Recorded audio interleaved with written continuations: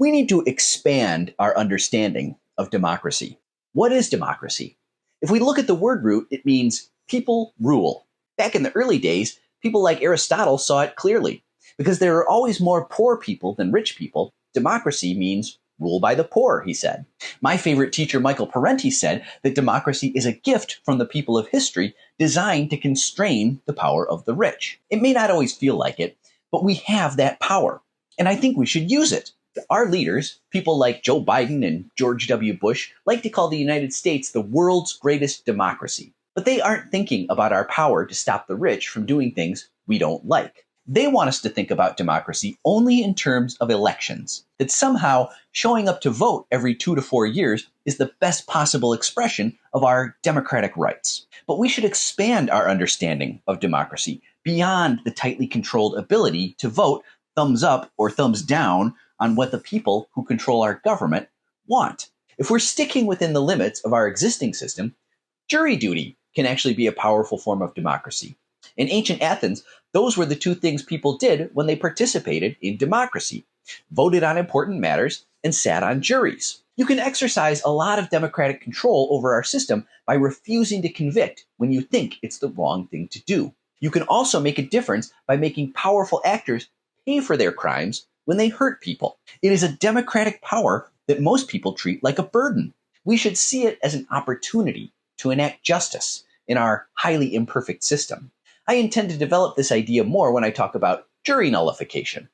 Make sure to follow, please. Democracy is much more than the limited bit of expression we get from our rigged political system. Let me give you some examples. Democracy is when the people of this country decide not to listen to authority.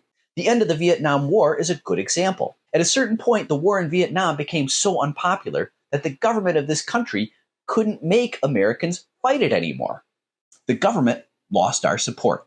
And when they lose our support and are forced to change direction because they can't pull us in the direction they want anymore, that's democracy. The 8-hour workday, the end of child labor, voting rights for women and black folks. These were not blessings granted by a government that loves its people. These changes were forced onto our system by a population that wasn't going to take no for an answer. We have this power. It is called democratic power. What we think matters. How we feel matters. The political class and the rich people who own them put incredible effort into what is sometimes called manufacturing consent. They use the media to try and change attitudes and get people to go along with the things they want. Massive profits for the few, homelessness, prisons run for corporate benefit, a healthcare system that puts share prices ahead of public health, sometimes even genocide, like what's happening right now with our government's unquestioning support for Israel.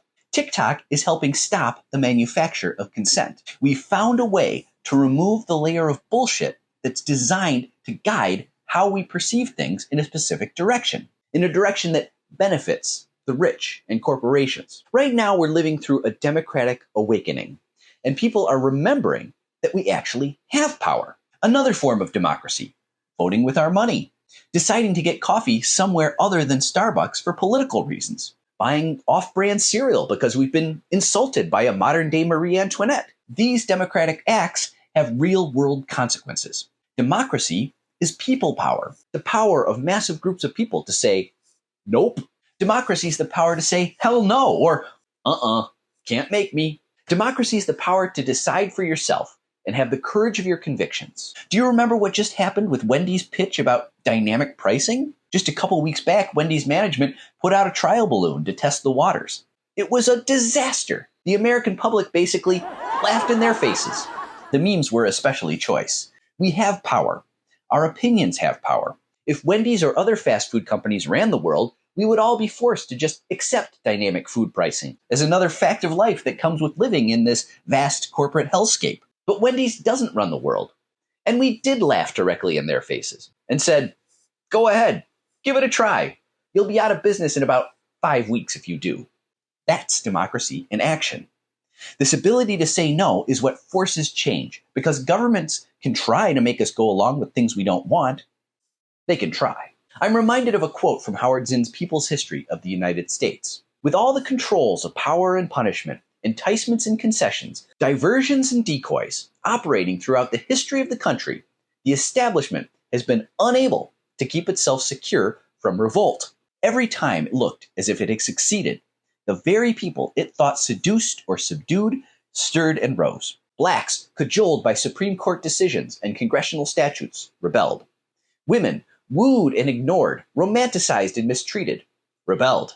Indians, thought dead, reappeared, defiant.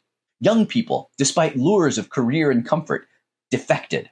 Working people, thought soothed by reforms, regulated by law, kept within bounds by their own unions, went on strike. Government intellectuals pledged to secrecy, began giving away secrets. Priests turned from piety to protest. To recall this is to remind people of what the establishment would like them to forget. The enormous capacity of apparently helpless people to resist, of apparently contented people to demand change. To uncover such history is to find a powerful human impulse to assert one's humanity. It is to hold out, even in times of deep pessimism, the possibility of surprise. I'm ready for some surprises. Please like, follow, favorite, and head to my Linktree to sign up for my free Substack, where you can get more detail in every post. Let's make them pay.